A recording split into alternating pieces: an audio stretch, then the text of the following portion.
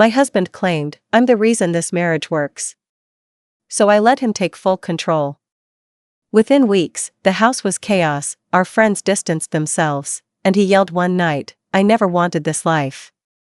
Months later, he begged for help, but I was thriving alone. "You don't see it, Camille.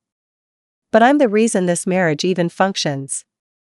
He was standing by the sink, holding a dripping sponge like he'd just cracked some great code. It was a random Tuesday, and we were cleaning up after dinner, something I usually did alone while he scrolled his phone or half-watched those obnoxious finance bro videos on YouTube. "Then take over," I said. Calmly. Maybe too calmly. He blinked at me. "Wait. You're serious?" I nodded, drying my hands. "Dead serious." That's how this all began. With one smug comment and a dare I didn't think he'd actually accept. But Tobias, my husband of 11 years, was nothing if not performative. He'd always been one of those guys who needed to show people he was important. Me? I was the glue, quietly holding it all together. Tobias was the glitter, flashy, messy, and almost impossible to get rid of once it stuck. We lived just outside Asheville, North Carolina, in a modest but warm house we bought during our 3rd year of marriage. It had a wraparound porch, a garden that never quite thrived, and a kitchen we remodeled together during COVID. I worked from home for a nonprofit. Tobias, well, that changed every few months. He had what I called entrepreneurial whiplash. Photography, dropshipping, crypto, podcasting, each new venture started with a feverish enthusiasm and ended with a shrug and the market's saturated. But he always found a way to make it sound like he was sacrificing for us. So when he claimed he was the reason we were still standing, I let him have the reins. The next morning, he woke up before me, something he hadn't done in years. He made coffee, strong enough to peel paint, and cooked a breakfast that looked like it came from a hotel buffet, cold eggs, burnt toast, and a strange attempt at turkey bacon that smelled like wet cardboard. "Just wait, babe," he said, smiling. "This house is about to run like a Fortune 500 company." At first, I almost laughed. It was sweet, in a weird, patronizing way. I figured he'd last a week. But he didn't quit. He started reorganizing everything. My spice rack was alphabetized, and impossible to navigate. The pantry got labeled with color-coded bins. He switched our grocery service, canceled our Amazon Prime, because we need to stop supporting monopolies, and replaced our biodegradable soap with something he found from a masculine cleaning brand that made the bathroom smell like pine trees soaked in motor oil. He installed a budgeting app on my phone without asking. "Now we can track every dollar together," he said. Except it wasn't together. He was in control. And I was watching the home I'd built turn into a weird parody of itself. At first, our friends were amused. They'd laugh when I told them how Tobias decided we'd be eating ancestral paleo from now on and that dairy was the root of modern anxiety. Marta, my friend from next door, joked, "You married a caveman rebranded." But the laughter faded when Tobias started treating everyone like they were on his payroll. He dominated conversations, turned dinners into lectures on mental optimization, and bragged about how he was leading the household. He started planning everything down to the minute. Friday night wine became structured reflection time. Saturday brunch was swapped for a fasting window. He made us do cold showers for resilience. Our friends stopped coming around. Even my sister, Joanne, began making excuses not to visit. "I don't recognize him anymore," she told me one afternoon. "He used to be annoying, but now he's kind of scary." Still, I waited. Maybe this was just a phase. Maybe he was trying to prove something and would burn out eventually. But he didn't. If anything, he got more controlling. He paused our cleaning ladies' visits, deciding he'd do it himself. Except he didn't. He left piles of laundry in the hallway, dishes crusted in the sink, and a bathroom that smelled vaguely like vinegar and regret.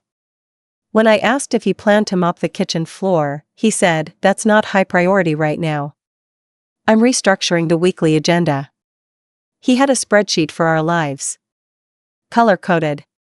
With categories like productivity metrics, marital sync time, and nutritional output. It stopped being funny. Then came the dinner party.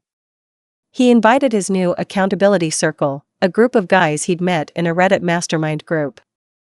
I walked into my own living room and found 6 men wearing nearly identical flannel shirts, each speaking in cryptic phrases like Q4 visioning and executive congruence. I offered one of them a drink. He looked at my wine and said, "We're sober-aligned this month." By the end of the night, I was cleaning up solo while Tobias and his newfound tribe did breathing exercises on the deck. That was the night I realized I hadn't really laughed, in months. The breaking point came quietly. It was late. I'd just finished a long day of work, 3 back-to-back virtual meetings, a donor pitch, and a fire to put out involving a grant miscommunication. I walked into the kitchen and saw lamb meat bleeding onto the countertop, a pile of dirty pans, and Tobias standing there in an apron that said head chef. "I tried keto," he said proudly. I didn't respond. I couldn't. That's when he lost it. "I never wanted this life," he shouted. He wasn't looking at me. He was just staring at the wall, like he was yelling at the universe. "I never asked for this pressure. I didn't sign up to be some home operations guy."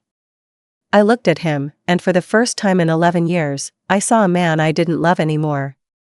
He kept pacing, muttering things about responsibility, identity, being overwhelmed. "I thought I could do it," he whispered. "But I can't. I can't be everything." And quietly, I said, "Then don't." I grabbed my keys and left. No dramatic fight. No slammed doors. Just stillness.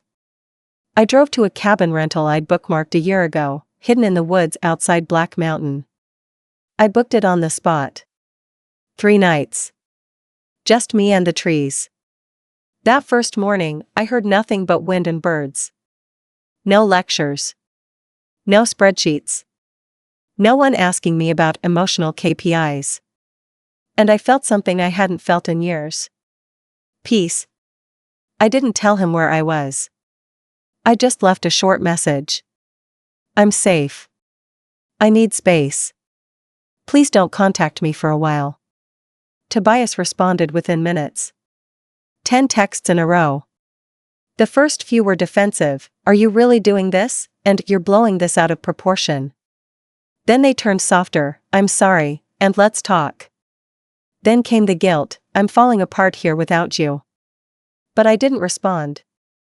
The cabin was small. 1 bedroom, a tiny kitchen, and a screened porch that looked out over a patch of forest. At night, the only light came from the stars and the soft glow of a fire I struggled to keep going. I wasn't great at starting fires. I always relied on Tobias for things like that. But I figured it out. The first few days were quiet. Unnervingly so.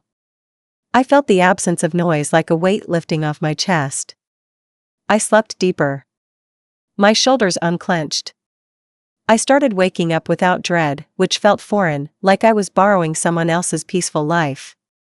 I went on long walks without my phone. I made simple meals. Read a book that wasn't about productivity. And I started journaling, something I hadn't done since college. It all came pouring out. Years of resentment I'd swallowed. All the times I kept the peace to avoid a fight. The times I handled bills, planned birthdays, supported his projects, and watched him take credit for leading our lives. I wrote about the early years, how charming he'd been, how ambitious, how alive he seemed. And how slowly that spark had turned into control, then bitterness, then blame. I cried more in that cabin than I had in a decade. But it wasn't sadness. It was release. Around the 4th day, my sister Joanne showed up. I hadn't told her where I was, but she found the receipt for the cabin rental in my kitchen drawer when she stopped by to check on the house. She knocked, holding a bag of groceries and a 6-pack of some herbal soda she'd found at a local co-op. "I figured you weren't here to rough it entirely," she said, stepping inside. We didn't talk about Tobias much. Not at first. We sat on the porch, listening to the cicadas and watching the trees move. She helped me cook dinner, simple things like grilled vegetables and rice. She brought up memories of our childhood, vacations we took with our parents before things got complicated. It was the kind of companionship I'd forgotten existed, the quiet, no-performance kind. On the third night, after we finished a puzzle on the porch, she looked at me and said, "You look different." I laughed. "Do I look like a woman on the brink of divorce?" "No," she said. "You look free." Back home, Tobias was unraveling. I didn't respond to his messages, but I could see them roll in, more desperate by the day. I'd muted him, but I checked once or twice. He'd gone from guilt to bargaining to silence. Then back to guilt again. "I'm sorry," I yelled. "I didn't mean it. I don't know how to do this without you. You're the strong one. You've always been the strong one." Funny how that changed. A month ago, he was the hero of the marriage. Now, he was asking me how to breathe. After 2 weeks, I went back, not to stay, but to collect some of my things. The house was a mess. Laundry piled up in corners. Dishes in the sink. The bed unmade. My plants, he forgot to water them, were drooping, brown and brittle. The air smelled stale, like microwave takeout and unspoken tension. Tobias was asleep on the couch when I arrived. He looked smaller somehow. Deflated. When he heard me open the door, he jolted up. "Camille," he said, voice cracking. I didn't think you'd come back." "I'm not staying," I said, walking past him. He stood, following me halfway up the stairs. "Please. Can we talk?" I turned. I said I needed space. He rubbed his face. "I don't know how to do this." "Do what?" I asked, genuinely curious. "This. Life. Alone. The house. Everything." For a moment, I almost felt bad for him. Almost. But then I remembered all the times I'd handled everything while he posted Instagram stories about being a modern man. I remembered the birthday he forgot, the anniversary he tried to reschedule for a podcast recording. The way he always managed to be the victim in every argument. I kept packing. He sat on the stairs, head in his hands. "I thought taking control would fix things. I thought it would make you respect me more." I turned toward him. "It wasn't about control, Tobias. It was never about that." He looked up. "Then what was it about?" "Respect goes both ways," I said. "You were never leading. You were just performing. And I got tired of being your audience." I moved out a week later. Found a rental across town, an old bungalow with creaky floors and ivy on the porch railings. The kind of place that felt lived in, imperfect, and mine. I got a dog. A rescue mutt named Franklin who follows me room to room and barks at the mailman like he's defending a castle. I kept my job. Started doing pottery on Sundays. Reconnected with old friends, one slow coffee at a time. Tobias kept texting, but I stopped reading. Once, I saw him across the parking lot at the grocery store. He looked like a man still searching for someone to blame. I didn't wave. A few weeks after I settled into the bungalow, Tobias reached out again, this time through Joanne. He'd apparently stopped by her office, unannounced, and asked if she could help him talk to me. She told him flatly, "Camille doesn't need help. You do." That didn't sit well with him, but he didn't push. He left a note with her, folded, handwritten, and sealed like it was the 90s. It sat in my drawer for 2 days before I opened it. It wasn't long. No grand apology. Just 4 short paragraphs. "Camille, I messed this up. I see that now. Not just the past few months, everything before it, too. You gave me space to be who I was, and I took that for granted. I tried to wear the weight you carried, and it broke me. I don't expect anything. I just want you to know that I finally understand what you've been carrying all these years. I'm sorry. Tea for a few minutes, I just stared at it. It didn't change anything. But it was the first time he'd admitted he was never really holding the marriage up. He'd just been sitting on the scaffolding while I held the damn beams together. After that, he went quiet. At least for a while. Joanne told me he was back to freelance photography.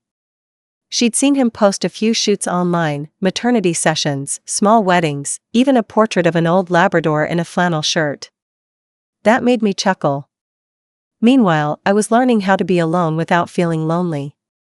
At night, I'd sit on the porch with a glass of tea and watch Franklin chase moths across the lawn. I kept the lights dim. It was the first time in years that the silence didn't feel like punishment, it felt like choice. One evening, I ran into Marta from next door at a farmer's market. She hadn't seen me since I moved. "You look so different," she said, tilting her head. "I feel different," I said. She smiled. "We all saw it, you know. The way he took over. How the light just kind of left you." That hit me harder than I expected. I nodded, blinking away whatever emotion was trying to surface. "Yeah." I didn't realize how far gone I was until I got out. About a month later, Tobias called. Not text. Not email. A full call. I almost didn't answer. But something in me said it was time to hear him out, not for him, but for me. For closure. For clearing the fog that still hovered over the mess we'd left behind. "Hey," he said, his voice soft. "Hi. I didn't think you'd answer." I waited. "I just wanted to say thank you," he said. "For walking away." That caught me off guard. "You were right," he continued. "About everything. About the control, about how I made everything about me." I said nothing. "I've been going to this group," he added quickly. "It's for men learning how to listen." I know that sounds corny, but it's actually helping. I realized I'd been listening to respond, not to understand. It was the most honest I'd ever heard him. "I'm glad you're doing that," I said, meaning it. We sat in the silence for a few seconds before he said, "I hope you're happy, Camille." "I really do. I am." And I meant that, too. He didn't call again after that. Not in a dramatic way, just silence. The healthy kind. The kind that meant he was finally working on his stuff, and I was free to work on mine. Some people wait for big explosions at the end of a marriage. For screaming matches or someone storming out in the rain. But our ending was quieter. It was the slow release of a breath I didn't know I'd been holding for 11 years. I didn't change overnight. I still had moments where I questioned myself, or missed the familiar shape of our old routine. I still caught myself reaching for his side of the bed sometimes, out of habit. But I no longer felt like I was missing part of me. Instead, I felt like I'd finally returned to myself. A few months passed. Winter rolled in slow and soft that year. Asheville turned into one of those postcard towns, crisp air, quiet snow flurries, bare branches lined in frost. I kept the fireplace going more than I needed to, partly for the warmth, partly because there was something soothing about the crackle and pop of it all. It filled the silence that no longer felt like a void, but more like a presence. I didn't hear from Tobias again. Not directly, at least. I'd get updates secondhand. Joanne ran into him at a bookstore downtown, where he was apparently teaching a weekend photography workshop. Marta saw him at a local co-op, buying herbal tea and talking to a woman with silver braids and oversized glasses. There was no bitterness in their voices when they told me. No warnings. Just casual updates, like you'd give about an old acquaintance. That was what he'd become, in a way. A chapter I'd already turned the page on. And yet, something strange happened. I started thinking about dating again. It wasn't like I suddenly woke up craving a new relationship. It was slower, like stretching muscles that had been stiff for too long. There were little signs, a lingering glance at someone in a coffee shop, a small flutter in my chest when a stranger held the door and actually looked me in the eye. Nothing big. But enough. Still, I hesitated. Tobias had left a kind of imprint. Not in the romantic sense, but in the way I had to unlearn certain things. Like shrinking to make space for someone else's ego. Like the instinct to say it's okay even when it wasn't. Like thinking compromise meant giving up pieces of yourself, one silent sigh at a time. So, I started small. A dating app. Just one. Nothing flashy. No filters. I used a photo Joanne took of me in the garden behind the bungalow. I wasn't posing. I wasn't trying. I was just there, hands in the soil, sun in my hair, Franklin sniffing the rosemary bush like it owed him money. I matched with a few people. Most fizzled out after a message or two, too much small talk, too many forced jokes. But there was one, eventually, who stood out. His name was Bram. A carpenter from Hendersonville. Divorced. 2 kids. Quiet eyes. Fewer words than most, which I found grounding. We messaged for weeks before meeting. No pressure. No countdown to a first date. Just slow, thoughtful exchanges. He asked about my job, not in a performative way, but like he actually wanted to understand what I did. He sent me a photo of a rocking chair he was building for a client, and it wasn't perfect. The back rail was a little crooked. He said, "I kinda love it like this, though. Reminds me it's made by a person, not a machine." There was something so honest about that. Our first meetup wasn't even a real date. He invited me to walk with him at the Biltmore Trails, just a casual Saturday, no expectations.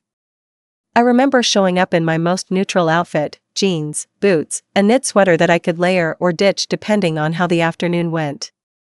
Franklin came with me. Bram brought a thermos of coffee and 2 mismatched mugs. We walked and talked. Stopped at one point to watch a hawk circling overhead. And for the first time in years, I wasn't performing. I wasn't checking his reaction to every sentence. I wasn't shrinking. I was just there. At some point, he asked, "So what brought you out here, away from the city?" And I said, "A long marriage. A quiet exit. And a need to hear my own thoughts again." He didn't flinch. He didn't probe. Just nodded and said, "That makes sense." It sounds so simple, but that moment? That was the first time I realized I could actually trust a new story to unfold. Not rush it. Not mold it into something it wasn't. Just let it be. We didn't fall into a relationship right away. In fact, we kept it slow, almost deliberately so.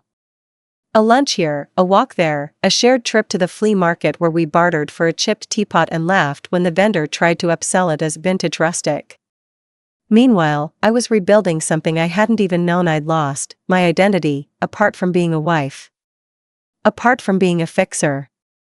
I started cooking for joy again, not necessity. Trying new recipes, burning half of them, and laughing instead of crying. I hung up art without asking anyone if it matched the couch. I painted a wall navy blue just because I liked how it looked at dusk. I wore whatever made me feel good. I stopped asking if I was too much. I started writing, too. At first, just in my journal. But then, a blog. Anonymously at first. Stories about the emotional labor of women, the invisible work of caregiving, the ways we shape ourselves to fit others and forget we were already whole. The posts resonated. Strangers emailed. A small community formed, women my age and older, saying, "Thank you." I thought it was just me. It wasn't.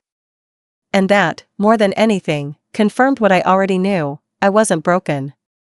I wasn't bitter. I was just, finally done pretending.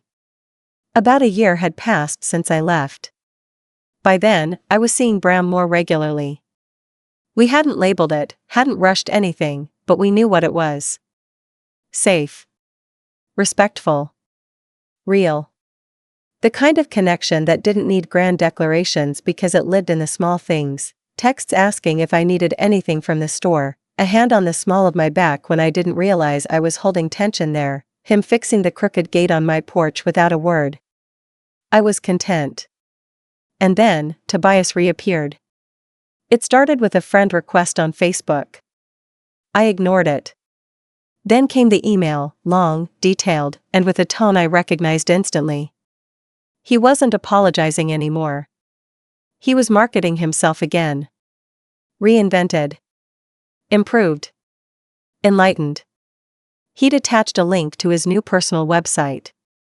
Tobias Aldridge, Growth Coaching for Men, Learn to Lead with Presence. My stomach flipped, not out of fear or sadness, but disbelief. There he was, quoting authors he used to mock, listing former nonprofit strategy consultant on his bio like he had been me, and offering one-on-one coaching for $150 an hour. I scrolled through the site. His testimonials were vague and suspiciously worded. His services were packaged in terms like harmonized masculine energy and relationship command tactics. But what really made me pause was one sentence from his about page. After carrying the weight of a failing marriage alone, I discovered how to rise, rebuild, and lead. Carrying the weight alone? That line sat in my chest like a stone. I didn't react right away. I sat with it. Thought about it. I wasn't angry, not really. What I felt was sharper. Colder. Like the quiet kind of clarity that doesn't need volume to have weight. So I made a decision. There was a local women's leadership panel being hosted downtown, focused on resilience and recovery after major life transitions, divorce, caregiving, reinvention. I'd been asked to speak. I hadn't planned to. But now, I had something to say. I opened with a story, not about Tobias directly, but about the pattern. About being made to feel invisible, then blamed for disappearing. About how women are often expected to silently support the very people who chip away at their peace. About how, when you finally leave, they call you heartless, but when you stay, they drain you until there's nothing left. People listened. Some nodded. Some cried. And in the back of the room, yes, he was there. He must have seen the event posted online. He hadn't reached out before. Hadn't warned me he'd come. But I saw him the second I stepped on stage, sitting 2 rows from the back, jaw tight, trying not to look caught. I didn't flinch. When it was over, he came up to me in the hallway. "You really talked about me like that?" he asked, trying to keep his voice low. I met his eyes. "If you saw yourself in what I said, maybe ask why." He opened his mouth to respond, but nothing came out. Then he said, quieter, "You've changed." "No," I replied. "I stopped changing for you." He stood there for a beat, unsure of what to say. And in that silence, I saw it, finally. The power shift. Not because I had yelled, or exposed him, or torn him down publicly. But because I didn't need to. Because I had grown so far beyond the version of myself who once sought his approval, his attention, his praise. I was no longer in his orbit. After that, I published my blog under my real name. I started a small local writing group. Eventually, I turned those entries into a book proposal. A mid-sized publishing house picked it up within 6 months. Title: Quiet Exit, Leaving Loud Lives Behind. It was part memoir, part guidebook. Not flashy. Not dramatic. Just true. I wrote it for women like me, the ones who poured themselves into relationships only to find themselves empty, and the ones who needed permission to choose peace without guilt. When it hit shelves, someone sent me a screenshot. Tobias had posted a long rant on his coaching page. Something about fake empowerment movements and the weaponization of victimhood. The post was deleted a few days later. But it didn't matter. The revenge was already done. It wasn't in ruining him. It was in refusing to carry his story anymore. In building my own. I never responded to him again. The day I held the first print copy of my book, Bram made me tea, kissed my forehead, and said, "You didn't just survive him. You outgrew the whole version of your life that let him in." And he was right. That was the real revenge. Living well. Not quietly, not small, not under someone else's thumb, but fully, peacefully, and on my own terms.